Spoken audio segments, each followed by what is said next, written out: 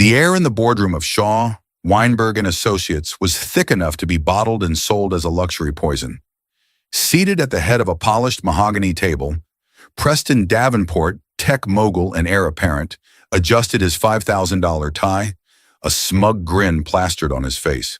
Beside him, a woman named Kenzie Monroe, dripping in diamonds that were certainly not family heirlooms, ran a possessive hand up his arm. Across from them sat Preston's sister Catherine, her expression a mask of strained politeness. This wasn't just a meeting, it was the final act of a lifelong power play, the reading of their father's will. But no one in that room, especially not Preston, could possibly anticipate the meticulously planned grenade their deceased patriarch had left behind. A grenade the calm, unassuming lawyer was just about to roll across the table. The 36th floor of the Omni Tower offered a panoramic view of the city, a sprawling kingdom of glass and steel that Walter Davenport had helped build, and which his son Preston now looked upon as his birthright. Preston felt the familiar thrum of power in his veins. At 42, he was the CEO of Davenport Innovations, a company he'd steered into the stratosphere of aggressive tech acquisitions. He was handsome, ruthless, and utterly convinced of his own manifest destiny. His father, Walter, had been old school, a man of handshakes, integrity, and quiet strength. He'd passed away 2 weeks ago, and while Preston had performed the role of grieving son with convincing solemnity, his mind was already allocating the vast resources of the Davenport estate. "Are we sure Garrett is coming? Some of us have companies to run," Preston announced to the room, his voice echoing slightly in the opulent space. He squeezed Kenzie's hand, a public display for his sister's benefit. Kenzie Monroe was 26, a former Instagram model who now curated a lifestyle brand. She was stunning in a severe modern way, her white blazer sharp enough to cut glass. She radiated an aura of victory, as if she had already won a competition no one else knew they were in. She leaned in and whispered in Preston's ear, "Don't worry, darling. Once this is all over, we'll take that trip to Monaco. Just you and me." Her eyes flickered towards Catherine, a tiny triumphant smirk playing on her lips. Catherine Davenport Price, Preston's older sister by 3 years, sat perfectly still. She was the opposite of Kenzie's sharp edges. She was soft-spoken, dressed in a conservative navy blue dress, her only jewelry the simple wedding band on her finger and her mother's pearl earrings. Her husband Robert, a placid university professor, sat beside her, looking deeply uncomfortable. Catherine had always known who her brother was. She'd seen his casual cruelty, his transactional relationships, and his bottomless ego. Seeing him with Kenzie, this vapid caricature of a partner, at their father's will reading was a profound insult. She knew her father, a man who valued substance over style, would have despised everything Kenzie represented. The heavy oak door opened and Mr. Garrett Shaw entered. He was in his late 60s, with a neat silver hair and the kind of calm, discerning eyes that missed nothing. He had been Walter Davenport's personal lawyer and confidant for over 40 years. He carried a single, thick, leather-bound portfolio. "Preston, Catherine, my apologies for the delay," he said, his voice a smooth baritone that commanded immediate respect. He nodded politely towards Robert and then let his gaze rest on Kenzie for a fraction of a second longer than necessary. There was no judgment in his eyes, merely observation. "Garrett, good to see you," Preston said, standing to shake his hand with practiced charm. "This is Kenzie Monroe, my fiancée." The word fiancé hung in the air. Catherine's back stiffened. Since when? Preston had been divorced for 5 years, a messy affair that their father had loathed, and in that time, he'd paraded a rotating cast of women like Kenzie through his life. Announcing an engagement now, here was a calculated move, a power play. Mr. Shaw's expression didn't flicker. "Ms. Monroe," he acknowledged simply, before taking his seat at the head of the table. He opened the portfolio, the crisp sound of paper turning the only noise in the room. "Let's begin," Mr. Shaw stated. "As you know, I am the executor of your father's last will and testament. Walter was very specific in his instructions, and it is my duty to see them carried out to the letter." He looked over the rim of his spectacles, first at Catherine, then at Preston. "And I do mean to the letter." Preston leaned back, draping his arm over Kenzie's chair. Of course, Garrett. Dad was nothing if not thorough. Let's get on with it. He was already picturing the new wing on his Hamptons estate, the vintage Ferrari he'd had his eye on. The future was bright, shiny, and expensive. He had no idea he was standing on a precipice, and the man he saw only as a dusty old lawyer was about to give him a firm, decisive push.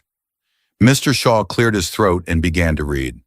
The initial sections of the will were straightforward, almost mundane, a deliberate calm before the storm Walter had so carefully orchestrated.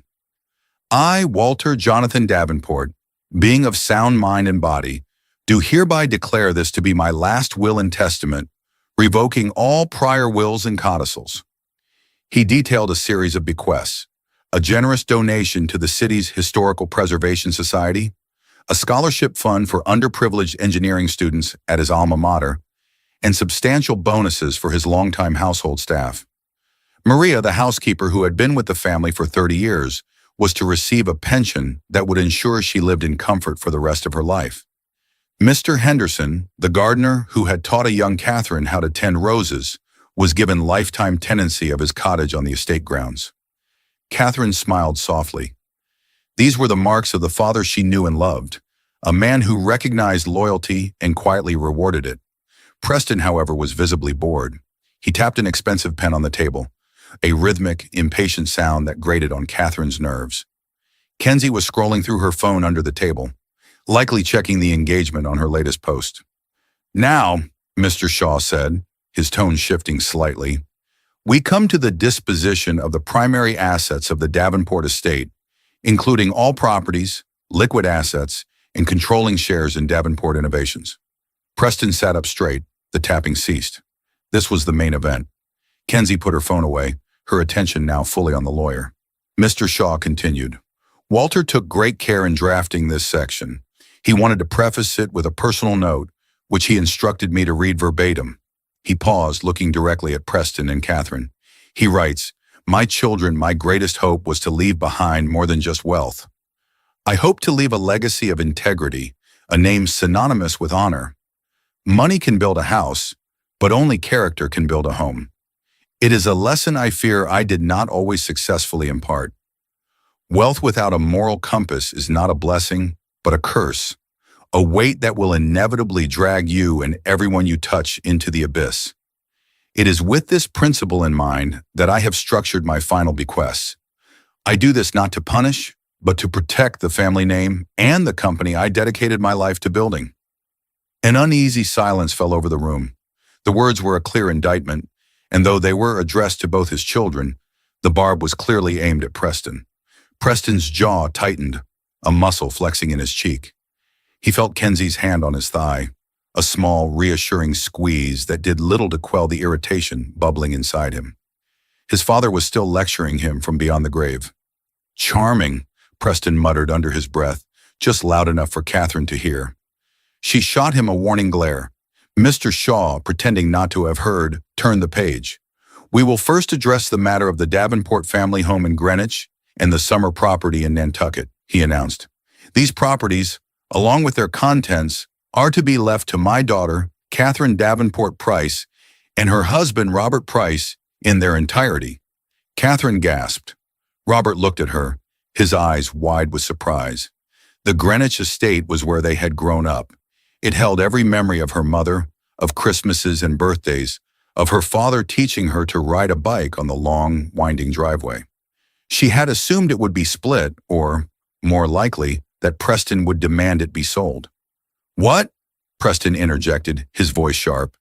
The entire estate? That property alone is worth $50 million. That's hardly an even split, Garrett. Patience, Preston, Mr. Shaw said calmly. Your father was methodical. As for the remainder of the estate, valued at approximately $900 million, including the controlling interest in Davenport Innovations, Walter has stipulated the following. The air crackled with anticipation. This was the real prize. The company, the dynasty. Mr. Shaw looked up from the document, his eyes locking onto Preston's. The remainder of the estate is to be divided equally between my two children, Preston Davenport and Catherine Davenport Price. Preston's relief was palpable. 50-50. He could live with that. He would buy Catherine out of her shares of the company within a year. She had no interest in running it anyway. He flashed a triumphant smile at Kenzie. They were set. 900 million split two ways. 450 million. He was already spending it in his head. However, Mr. Shaw added, and the single word sliced through Preston's euphoria like a razor, there is a condition, a binding, non-negotiable stipulation that applies to any beneficiary of the primary inheritance. He paused, letting the weight of his words settle. A condition your father referred to as the legacy clause. Preston's smile faltered, replaced by a look of wary suspicion. A condition? What kind of condition? He asked, his tone laced with impatience. He hated complications, and his father had been a master of them. Mr. Shaw adjusted his glasses and read directly from the will, his voice steady and clear. The legacy clause. It is my firm and unwavering decree that any beneficiary of the primary estate, as outlined above, must be in a stable, legally recognized marital union at the time of this will's execution. This union must be one founded on the principles of fidelity, honor, and mutual respect, the bedrock upon which I built my own life and this family. It is my belief that a person incapable of maintaining such a bond is incapable of responsibly stewarding the legacy I leave behind. The room fell silent. Catherine looked at her husband, Robert, a gentle smile touching her lips. They had been happily married for 12 years. For her, the condition was a mere formality, a beautiful affirmation of the life she had chosen. She felt a wave of love for her father, who had always admired the quiet strength of her marriage. Preston, on the other hand, was momentarily stunned. A marital union? He was divorced, unmarried. He felt a surge of hot anger. This was his father's final, pathetic attempt to control his life, to punish him for his divorce, for not being the docile, predictable son he'd always wanted. The old man was trying to box him in, but then the gears in his sharp, calculating mind began to turn. The clause was a problem, but every problem had a solution, a loophole, and his solution was sitting right next to him. A slow, predatory grin spread across Preston's face. He turned to Kenzie, his eyes gleaming. He stood up, pulling a suddenly confused Kenzie to her feet beside him. Well, Dad was always a step ahead, wasn't he? Preston announced, his voice booming with false joviality. He wanted his children to be in stable unions. A man of tradition. I respect that. He looked around the room, his gaze landing on Catherine, then Mr. Shaw. He was putting on a show, and he was the star. It seems my father's timing was, as always, impeccable. He must have known. Garrett, Catherine, I have an announcement to make. Kenzie and I were waiting for the right moment, after a respectable period of mourning, of course. But this seems fated. He took Kenzie's left hand in his grip firm. Kenzie Monroe, the love of my life, has done me the honor of agreeing to be my wife. We are engaged to be married. He beamed, a perfect picture of a happy, devoted fiancé. Kenzie, caught off guard but quickly adapting, produced a dazzling smile. She held up her hand where a massive canary diamond, a recent gift from Preston, glittered under the boardroom lights. Catherine stared at her brother, aghast. The audacity was breathtaking. The insincerity was a physical offense. She knew Preston didn't love this woman. He loved the way she looked on his arm, the way she deferred to him, the way she reflected his own success back at him. This was a lie, a performance designed to secure a fortune. Engaged? Catherine said, her voice barely a whisper. Preston, you can't be serious.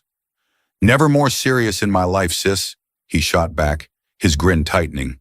He turned his attention back to the lawyer. So there you have it, Garrett. I am, for all intents and purposes, fulfilling the spirit of my father's clause. My half of the inheritance is secure. He sounded so sure of himself, so utterly convinced that his cleverness had once again won the day. Mr. Shaw listened to the grand pronouncement without a single change in his placid expression. He did not seem surprised or impressed, or even convinced. He simply waited for Preston to finish his speech. When the silence returned, Mr. Shaw slowly folded his hands on top of the will. His gaze was calm, but there was a new, steely intensity to it. An engagement, Preston, is a promise of a future event, the lawyer said, his voice quiet yet carrying an undeniable weight of authority. Your father's will is concerned with the present. The clause is explicit. It requires a beneficiary to be in a stable, legally recognized marital union at the time of this will's execution. He let the words sink in. The spirit of the clause is not sufficient. The letter of the law is what binds us here, and the letter requires a marriage certificate, not an engagement ring. The trap had been sprung, and Preston Davenport, for the first time that day, realized he had walked right into it. The smug confidence on Preston's face evaporated, replaced by a flash of raw fury. He saw his $450 million, his new Ferrari, his absolute power, all begin to shimmer and fade like a mirage. The old man had outplayed him. That's preposterous, Preston boomed, his voice echoing in the suddenly tense room. It's an archaic, controlling stipulation. It can be challenged in court. I'm his son, for God's sake. You are free to challenge it, of course, Mr. Shaw replied, his tone perfectly even. But Walter's legal team and myself spent months constructing this will. It is ironclad. The morality clause, as it is often called, has been upheld in this state on numerous occasions when it is proven to be a core tenet of the deceased's firmly held beliefs. And Walter's belief in the sanctity of marriage was, as you know, unshakable. Kenzie, seeing the fortune slipping away, jumped in. But we are getting married. Next week, if we have to. We can go to City Hall this afternoon. She looked at Preston, her eyes wide with a mixture of panic and determination. Right, darling? Preston seized on the idea. It was a bluff, a desperate gambit, but it was all he had. Exactly, he said, forcing a confident smile back onto his face. This is a minor logistical issue, a matter of timing. We had a date set for the spring, a large affair. But for this, we'll expedite. As my fiancé, Kenzie is my partner. The will should recognize that. The will recognizes only legal documents, Preston, Mr. Shaw countered, his patience seemingly infinite. He was like a granite wall, unmovable and impassive. A marriage certificate, to be precise. Do you have one? We'll get one, Preston insisted, his voice rising. The will is executed based on the circumstances as they exist today, October 14th, 2025, Mr. Shaw said, tapping a manicured finger on the document. Not as they might exist tomorrow or next week. A heavy, suffocating silence descended. Catherine watched the exchange, her initial shock turning into a kind of grim satisfaction. Her father had known his son so well. He had anticipated Preston's every move, his every lie, his every attempt to bend the rules to his will.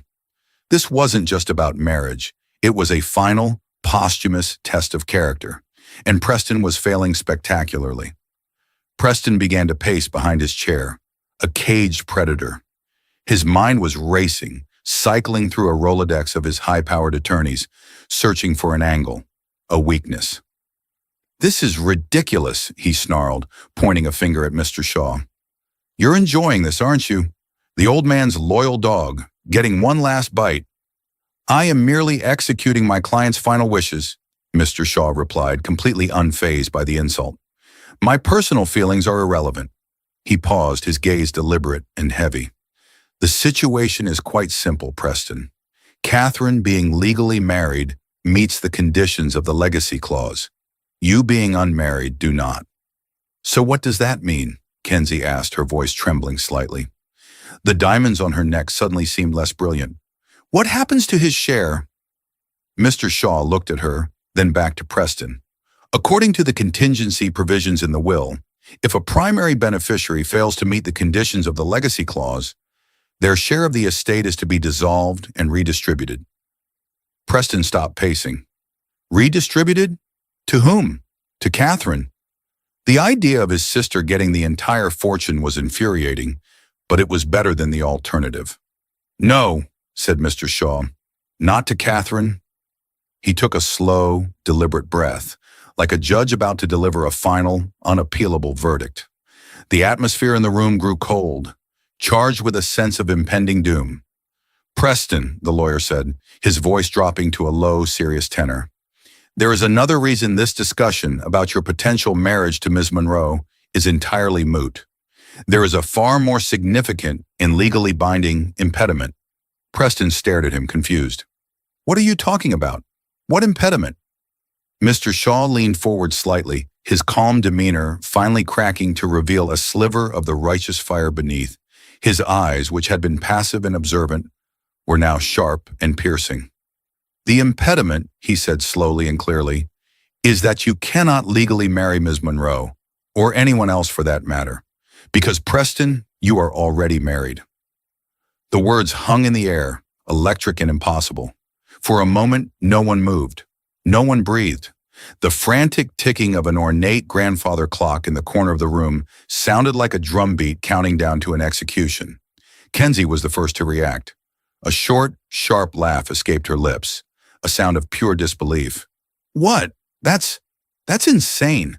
Married? Don't be ridiculous. He's been divorced for 5 years. She looked at Preston for confirmation, her smile faltering as she saw the color drain from his face. Preston stood frozen, his skin turning a sickly, ashen gray. His mouth opened, but no words came out.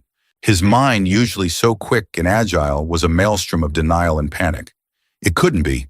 It was impossible. No one knew. No one. Married? Catherine echoed, her voice filled with confusion. To whom? We all went through the divorce with Charlotte. It was finalized years ago. Mr. Shaw reached into his leather portfolio. His movements were precise, unhurried. He pulled out a slim manila folder. From it, he produced a single official document, its crisp letterhead and embossed seal catching the light. I am not referring to his marriage to Charlotte Spencer, Mr. Shaw stated, his voice ringing with absolute authority. He slid the document across the polished mahogany table. It stopped directly in front of Preston. I am referring to your legal, current, and undissolved marriage to a Ms. Leora Donovan. The name struck Preston like a physical blow. He staggered back a step, his hand gripping the back of his chair for support. It was a name he had buried, a secret he had locked away in the deepest, darkest vault of his life. Kenzie snatched the paper from the table. Her perfectly manicured hands trembled as she read it. It was a certified copy of a marriage certificate. The names were clear: Preston Alistair Davenport and Leora Sophia Donovan. The location: a small, obscure county clerk's office in Delaware. The date was 8 years ago, 2 years before his public, messy divorce from his first wife, Charlotte. What is this? Kenzie whispered, her voice cracking. Her face was a mask of horror and betrayal. She held the paper out to Preston, her hands shaking violently. Preston, what the hell is this? Who is Leora Donovan? Preston couldn't answer. He was trapped. The secret he had so carefully guarded, the lie that formed the very foundation of his curated public life, had just been detonated in the center of this room. His carefully constructed world was collapsing in on him. This is a forgery, he finally choked out, the words sounding weak and desperate even to his own ears. This is a lie. My father, he must have had this fake to ruin me. I assure you it is no forgery, Mr. Shaw said calmly. He gestured to the seal on the document. It is a legally certified copy, requested by our firm last month. Your marriage to Ms. Donovan is a matter of public record, however deeply you chose to bury it. It is valid, and it has never been legally dissolved. Catherine stared at her brother, a new kind of understanding dawning in her eyes. The secret trips, the unexplained financial withdrawals, the impenetrable wall he had built around certain aspects of his past. It all started to click into place with sickening clarity. Preston, you were married to someone else while you were still married to Charlotte? You committed bigamy? No, Mr. Shaw clarified. The timeline is more insidious than that. The marriage to Ms. Donovan on this certificate is dated 8 years ago. His divorce from Charlotte was finalized 5 years ago. This means, for 3 years, he was legally married to 2 women at once. However, our investigation suggests the marriage to Charlotte had irretrievably broken down long before, and this secret union was the true cause. Kenzie crumpled into her chair, the marriage certificate fluttering from her hand onto the floor. The diamonds around her neck felt like a collar. She wasn't his fiancée. She was his mistress. Worse, she was the fool he was parading around while he had a wife hidden away somewhere. The public humiliation washed over her in a suffocating wave. All her smugness, her triumphant glances at Catherine, had been a pathetic joke. She had been the punchline all along. "Who?" Kenzie demanded, her voice rising to a shrill cry. "Who is she, Preston? Tell me." Preston's eyes darted around the room, looking for an escape that didn't exist. He looked at his sister's disgusted face, at Kenzie's betrayed tears, and at the unwavering judgmental gaze of Garrett Shaw. The walls were closing in. The game was over. "You have no idea what you're talking about," he stammered, but the fight had gone out of him. He was exposed, his carefully crafted persona stripped away to reveal the fraud underneath. "Oh, I think I do," Mr. Shaw countered, his voice cold as ice. "Because your father, Preston, was a far more observant man than you ever gave him credit for. He had his suspicions for years, and 6 months before he passed, he hired a private investigator to find the truth. And the truth, as it turns out, is far darker than a simple, secret marriage." Mr. Shaw reached back into his portfolio. This time he pulled out a much thicker file, bound with a rubber band. "Your father wanted to understand," he said, placing the file on the table with a soft thud. "Now, so will we all." The thick file landed on the mahogany table with a soft, definitive thud that seemed to suck all the remaining oxygen from the room. It was not a legal document like the will. It was something else entirely. It was thick, slightly worn, and bound with a simple rubber band, giving it the mundane appearance of a case file, which only made it seem more sinister. The tab, marked in neat block letters, read, "Davenport, P. Personal Inquiry." Preston stared at it as if it were a venomous snake, coiled and ready to strike. The blood that had drained from his face now seemed to turn to ice in his veins. This was not a legal maneuver. This was an excavation, a digging up of buried things he thought were sealed in tombs of secrecy and reinforced with concrete walls of money. Mr. Shaw's movements were deliberate, almost ceremonial, as he removed the rubber band and opened the file. The room was so quiet that the rustle of the first page turning sounded like a crack of thunder. "As I was saying," the lawyer began, his voice a low, dispassionate baritone that transformed him from an executor into the narrator of a dark and sordid tale. "Your father, Walter, was a far more observant man than you ever gave him credit for. He noticed things, inconsistencies, things a son believes a father is too old or too distracted to see." He looked up from the page, his gaze settling on Preston. There were the finances to start. Large regular cash withdrawals that couldn't be accounted for. Wire transfers to an opaque holding company registered in Delaware, a company with no stated purpose, no employees, no public footprint. Then there were your absences. Sudden business trips to Salt Lake City when Davenport Innovations has no interests, no partners, no clients in Utah. He worried Preston. At first he feared you were being blackmailed or had fallen into a gambling debt. He feared for you. Mr. Shaw paused, letting the ghost of a father's concern hang in the air before delivering the devastating truth. The reality, he discovered, was in some ways much crueler.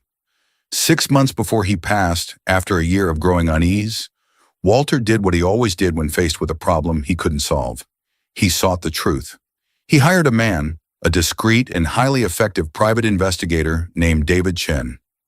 Mr. Chen's job was to provide answers, and he did. He slid the top page of the report across the table. It was a photograph, a high-resolution shot taken from a distance. It showed Preston, dressed casually, getting out of a rental car in front of a sleek, modern house, set against a backdrop of stark, beautiful desert mountains. He was carrying a bag of groceries. Mr. Chen began by tracing the holding company, which led him to this property in a remote corner of Utah. And that is where he discovered the reason for all the secrecy. He discovered Leora Donovan. Mr. Shaw then began to read from the typed summary of the report, his voice steady and clear, each word a hammer blow against the foundation of Preston's life. "Leora Sophia Donovan," he began, "is a computer scientist. Not just a computer scientist, but a generational talent, a prodigy in software architecture and advanced algorithmic design. Born in Kiev, Ukraine, educated at the top of her class. You met her 10 years ago at a tech conference in Berlin. At the time, she was a rising star, presenting a paper on a revolutionary data compression algorithm that was years, perhaps decades, ahead of anything else on the market. He looked directly at Preston, whose face was now a waxy, expressionless mask. You saw her genius, and you saw an opportunity. You didn't offer her a job, did you, Preston? That would have meant contracts, board oversight, intellectual property filings. You poached her. You approached her privately, promised her the world. A private lab, unlimited resources, a partnership. You convinced this brilliant young woman to abandon her career path, leave her home, and come to the United States on a work visa. A visa sponsored not by Davenport Innovations, but by your secret Delaware holding company. You told her work was too valuable, too revolutionary to be exposed to corporate rivals. You told her she needed to be protected. The story began to unfold, each detail more damning than the last. Leora, young and idealistic, had trusted him completely.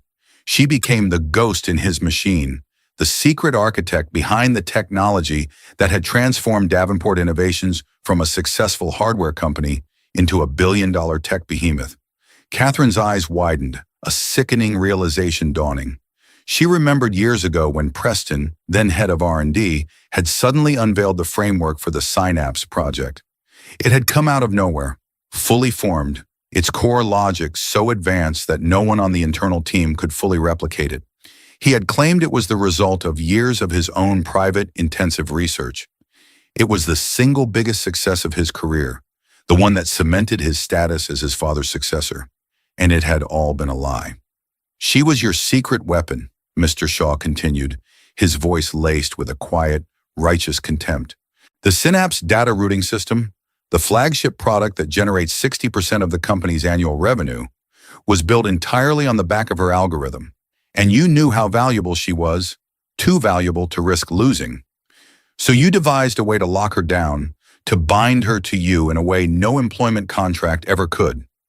You married her 8 years ago in that obscure clerk's office, telling her it was the only way to truly form a partnership, to protect her from the corporate world. You spun a tale of your ruthless father, your greedy wife Charlotte, a cutthroat board of directors. You painted yourself as her noble protector. Kenzie let out a small, choked gasp. This wasn't just a secret wife. This was the woman whose intellect was the source of all the wealth, the woman who had likely paid for the very diamonds on her neck. She wasn't just a mistress. She was a parasite feeding off a genius Preston kept in the dark. Mr. Shaw went on, detailing the meticulously constructed prison Preston had built for Leora. The house in Utah wasn't a home. It was a gilded cage. Mr. Chen's report is thorough, he said, flipping a page that contains satellite images and floor plans. He details her isolation. She has no social circle. Her contact with the outside world is almost entirely digital and routed through a server you control. The household staff are paid through the holding company and have signed ironclad, multi-million-dollar non-disclosure agreements. You controlled her finances, her immigration status, which was perpetually in process, and her access to information. You told her that your public life, your high-profile divorce from Charlotte, your string of vapid girlfriends, it was all a necessary charade, a performance to keep the press and your rivals from digging into your real life and discovering your most valuable secret, her. And for 8 years, she believed you. The investigator's file was chilling in its detail. He had documented Preston's visits once every 4 to 6 weeks, arriving late on a Friday and leaving before dawn on a Monday. But the final piece of the puzzle, the piece that had shattered Walter Davenport, was not a photograph or a financial statement. Mr. Chen placed the house under long-range surveillance, Mr. Shaw said, his voice grim. And 3 months ago, he captured a conversation you had with Leora in the garden. Your father listened to this recording. He had me listen to it. I believe, the lawyer said, his professional composure cracking for just a moment to reveal a flash of human sorrow. It was the thing that broke his heart. He slid a small digital audio recorder across the polished table. He wanted you to hear it too. Mr. Shaw pressed play. The audio was startlingly clear, the sound of crickets chirping in the background. Then a woman's voice, soft and melodic, with a distinct Eastern European accent tinged with a deep, aching weariness. Leora, audio. Preston, it has been 8 years. You said when the company was safe, when you were CEO, we could finally be together. You are CEO now. I am tired of hiding. I want to meet your sister. I want to go to a museum. I want a life. A pause, then Preston's voice, a tone he had never used in this room. It was intimate, placating, dripping with the smooth poison of practiced manipulation. Preston, audio. My love, my Leora, you know how complicated things are. The board is still unstable. My father is watching my every move. Just a little longer. We are so close. Your work is too important. Don't you see? Everything I do out there, it's for us, to protect us. Leora, audio. But you were photographed with that model, Kenzie. The papers say you are serious. Kenzie flinched as if she had been struck. Her name, spoken by this ghost of a woman 1,000 miles away, was a profound violation. Preston, audio. Kenzie, she's a distraction, a beautiful, empty-headed fool I use to keep the press from digging into my real life. My real life is here, with you. You know that. She means nothing. You are everything. The recording clicked off. The silence that followed was absolute. Kenzie stared at the silent recorder, her face a canvas of pure, unadulterated fury and humiliation. Empty-headed fool. She means nothing. The lie wasn't just that he was married. The lie was everything. Her entire relationship, the future she had so smugly envisioned, was nothing more than a strategic tool used to manage his real wife. She had been a human shield, and she hadn't even known it. Mr. Shaw carefully placed the recorder back into the file and closed the cover. The investigation was over. The verdict was in. Walter heard that, he said, his voice now cold as a winter grave. And he finally understood the full scope of your deception. It was never about protecting Leora. It was about controlling his most valuable asset. He created this will in the weeks that followed. He knew you would bring Ms. Monroe here today. He knew you would lie about your engagement. He knew you would try to cheat your way into a fortune you didn't deserve. This entire meeting was a stage, Preston, one designed by your father for one singular, heartbreaking purpose: to finally show everyone, including you, exactly who you are. The click of the audio recorder shutting off was deafening. It left a vacuum in the boardroom, a void that was immediately filled by the wreckage of Preston's life.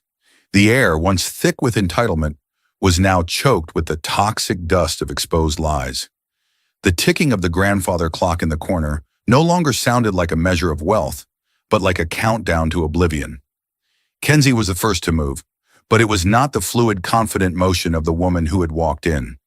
She rose from her chair with a stiff, jerky motion, as if her body was being forced to reanimate after a fatal shock.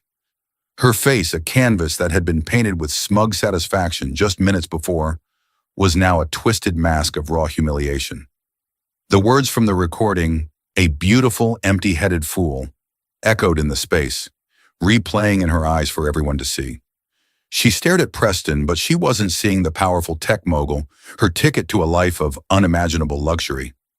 She was seeing a stranger, a puppeteer, who had not only pulled her strings, but had mocked her for dancing. A choked, guttural sound escaped her throat, a cross between a laugh and a sob. "An empty-headed fool," she whispered, the words tasting like acid. "Is that what I am, Preston? Was I a fool for believing your lies? Or was I just a convenient piece of scenery for your pathetic double life?" He couldn't meet her gaze. His eyes darted toward the window, the floor, anywhere but at the inferno of fury he had ignited. "Kenzie, listen!" he started, his voice a weak rasp. "No!" she snapped, her voice cracking like a whip. "You don't get to speak. I have listened enough. I listened to your promises. I listened to your plans for our future. All the while you were visiting your real wife, the brilliant woman you caged like an animal, the woman whose genius paid for this suit on your back, and this rock you put on my finger as a prop." Her movements became sharp, precise. With a look of sublime contempt, she pulled the massive canary diamond ring from her finger. It was a spectacular jewel, a beacon of wealth that had been her ultimate trophy. Now, it was a shackle. She held it up between her thumb and forefinger, the light catching its facets, a miniature sun of pure deception. "You are a monster," she hissed, her voice low and trembling, with a rage that was terrifying in its intensity. "You didn't just cheat on me. You made my entire existence a lie. You made me the other woman to a woman you were simultaneously holding prisoner. There aren't words for what you are." For a moment it looked as though she might hurl the ring at his head. Instead, she did something far more devastating. She turned to the polished table, to the half-full glass of imported water that sat beside her, and with a gesture of final, utter dismissal, she dropped the ring into it. There was no dramatic splash, only a quiet, final plink. The magnificent diamond sank to the bottom, its fire and brilliance immediately distorted by the water, becoming a dull, pathetic glimmer, a perfect metaphor for their relationship. "Consider our engagement, our entire pathetic relationship over," she spat.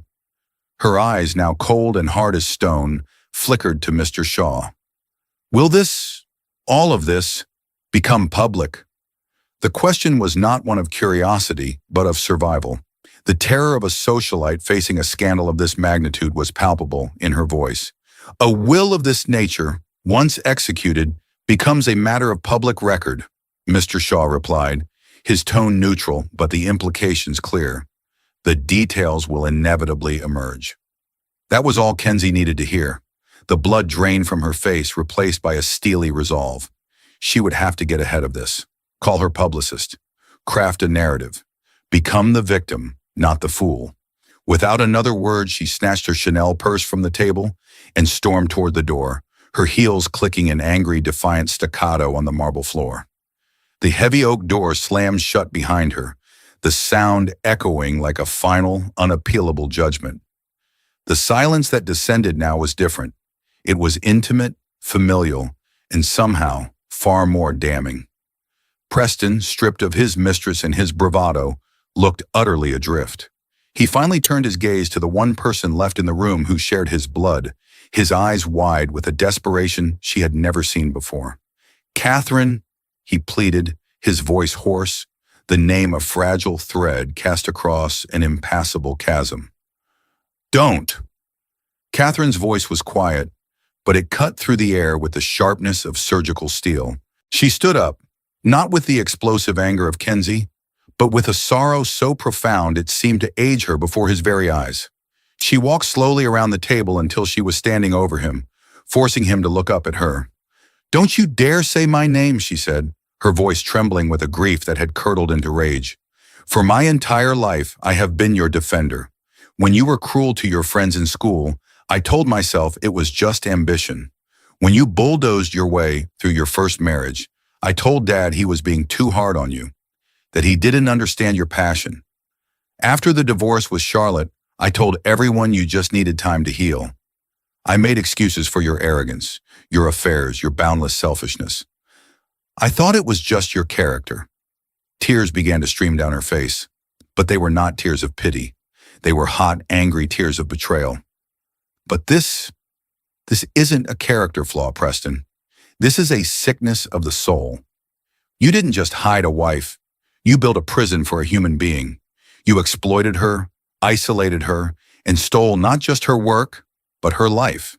And you did it all with a smile on your face while you paraded women like Kenzie around to throw everyone off the scent."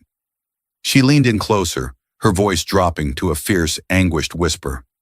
"I know now why Dad looked so tired these last few months, why he seemed so distant. It wasn't just his heart condition, it was this. It was you. The knowledge of what his own son was capable of, it crushed him. He didn't die of a heart attack, Preston. He died of a broken heart. You killed him with your lies just as surely as if you had used a weapon. The accusation hung between them, brutal and undeniable. You are not my brother, she declared, the words like stones. The brother I knew, the little boy I grew up with, he's gone. Or maybe he was never there at all. I don't know who you are, but you are a stranger to me." She straightened up, wiping her tears away with the back of her hand. She turned to her husband. "Robert, we're leaving." Robert, who had remained a pillar of silent shock support, placed a gentle hand on her back and guided her toward the door. Before leaving, Catherine paused, her hand on the doorknob, and looked back at Mr. Shaw. "Thank you, Garrett," she said, her voice thick with emotion, "for honoring my father's wishes and for bringing the truth to light. He would be grateful." The door closed gently behind them, leaving only Preston and the lawyer in the vast, silent room. The panoramic view of the city, once a symbol of his domain, now seemed to be a silent jury, witnessing his complete and utter downfall. "So that's it then?" Preston finally asked, his voice a hollow, defeated whisper. He looked like a man who had been flayed alive. "I get nothing?" "That is not entirely accurate," Mr. Shaw said, his tone still perfectly measured. He retrieved the thick will from the table and turned to the final, meticulously crafted pages. "Your father, even after learning the depths of your depravity, did not believe in utter destruction. He believed in consequences. He did not strip you of everything. Per the terms of his employment contract, you retain your position as CEO of Davenport Innovations." A tiny, desperate flicker of hope ignited in Preston's eyes. The company. He still had the company. He could rebuild. He could survive. "However," Mr. Shaw continued, extinguishing that flicker as quickly as it had appeared, "I suspect that will be a very difficult position to hold. Your father also stipulated that a copy of this investigation and the terms of this will be delivered to every member of the board of directors this afternoon. Your professional future is now in their hands." Preston flinched, the hope dying completely. "But as for the inheritance," the lawyer went on, his voice taking on a new final authority, "your violation of the legacy clause has, as you now understand, triggered the contingency your father so carefully planned. Your entire $450 million share of the estate is hereby void." He paused, allowing the monumental weight of that loss to crush what was left of Preston's spirit. "That entire sum," Mr. Shaw announced, a note of profound, righteous satisfaction finally entering his voice, "is to be immediately and irrevocably transferred into a newly created trust, a trust your father named the Donovan Freedom and Innovation Trust." Preston's head snapped up, his face a mask of stunned disbelief. "He gave it to her." "He did," Mr. Shaw confirmed, looking Preston directly in the eye. Walter's final note on the matter was quite clear. He wrote, "This money was generated by a genius my son kept in chains. Therefore, it is not his to inherit. It is a debt to be repaid. It is restitution for a crime against a human soul. The trust will be administered by this firm. It provides Ms. Leora Donovan with complete and unlimited financial independence for the rest of her life. It provides for the best immigration lawyers in the country to secure her citizenship and untangle her from the web of corporate entities you used to control her. And it provides for a permanent, professional security detail to ensure you can never, ever control or coerce her again." Mr. Shaw leaned forward, delivering the final devastating blow. "Your father wanted to ensure Leora's liberation was immediate, which is why, Preston, as we have been sitting in this room, watching your world fall apart, a very different scene has been playing out in Utah. A senior partner from my firm, along with a trauma counselor and a financial advisor, flew there this morning. Right now, they are sitting with Leora. They have given her your father's personal letter of apology. They are showing her the evidence of your deception. They are telling her the truth, and they are telling her that she is free. While you have lost a fortune, she has just inherited one, along with the one thing you stole from her that is priceless: her future." The finality of it all was absolute. Preston Davenport wasn't just disinherited, he was erased. His father's legacy, his wealth, his power, it had all been meticulously redirected to the very person he had wronged so grievously. Walter Davenport's final act was not one of simple punishment. It was a masterpiece of restorative justice. He had empowered his son's victim on a scale Preston could never have imagined. Preston sat alone in the silent, opulent boardroom, a billionaire on paper, but a bankrupt man in every way that mattered.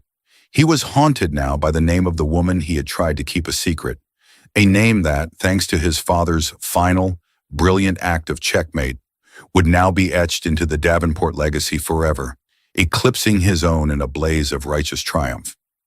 In the end, Preston Davenport's empire of deceit came crashing down, not from a hostile takeover or a market crash, but from the quiet, posthumous wisdom of a father who valued integrity over inheritance. While Preston was left to face the public scandal and the shambles of his personal and professional life, a brilliant woman named Leora Donovan, once a ghost in the machine, was finally given the keys to her own future. She was not only financially secure beyond her wildest dreams, but she was free to claim her work, her identity, and her life. It's a powerful reminder that the truth, no matter how deeply buried, has a way of finding the light. And sometimes the most satisfying justice is not about revenge, but about restoration. What do you think? Was this the ultimate karma, or should Preston have faced even harsher consequences? Let us know your thoughts in the comments below. If this story of secrets, lies, and ultimate justice resonated with you, please hit that like button, share it with someone who loves a good story of payback, and be sure to subscribe to our channel for more real-life dramas that will leave you breathless. Your support helps us continue to bring these incredible tales to light.